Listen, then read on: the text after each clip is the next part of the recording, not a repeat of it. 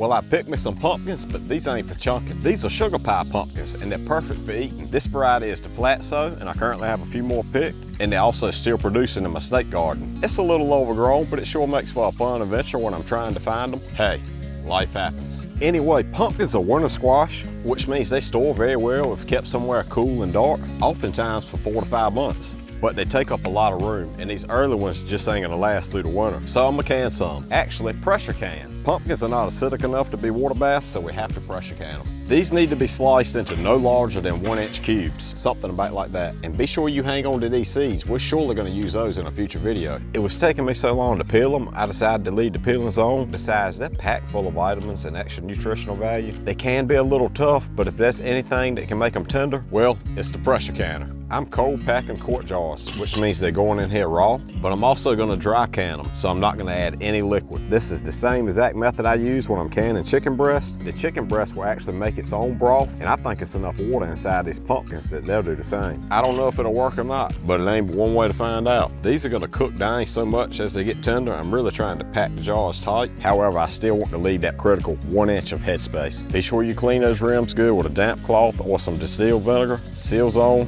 rings on, fingertip tight. Your pressure canner should come with something like this to put in the bottom to elevate your jar slightly. Be sure to use it. When pressure canning, you're never gonna submerge your jars completely. You just want 2 or 3 inches of water in here. All we're trying to do is create pressure with steam, but we want to have enough in here that we don't run out. Something about like that should be fine. Lock the lid and start your heat. Have you ever used one of these flameless lighters? They work great. I'm gonna wait till I see a steady line of steam coming from this vent hole for 10 minutes straight. Then I will add my weight. My weight is a 10 PSI weight. These will vary based on your elevation, so do your research. As soon as this gauge hits 10 PSI and that weight is moving slightly, I'm gonna start a timer, and I'm gonna process these quart jars for 90 minutes, 75 minutes for pint jars. My 90 minutes is up and I've just shut off the heat. Now I'm gonna walk away. You want this pot to cool slowly and naturally. You do not want to accelerate the process in any way. It may be tempting, but do not remove that weight until the safety lock unlatches completely. At that point, you can remove the weight, take off your lid, and let the pot cool for another 10 minutes, and then I'll remove my jars. If you're indoors, especially on like a tile countertop, be sure you put something down so you don't shock the jars and break them. However, I'm outside, so my table is going to be relatively warm. You can see we definitely created some juice in the bottom of the jars. Now, when it comes to canning foods, the heat process is what makes these shelves stable. It's not that the food has to be completely covered by liquid. I know that a lot of people dry can potatoes and they end up with no broth whatsoever in here, but if you have any experience with dry canning, let me know what you think. Just like usual, I'll let these sit right here and cool overnight, at which point I'll remove my rings, clean my jars, and store them in the cool room till we're ready to consume them. Happy canning, y'all.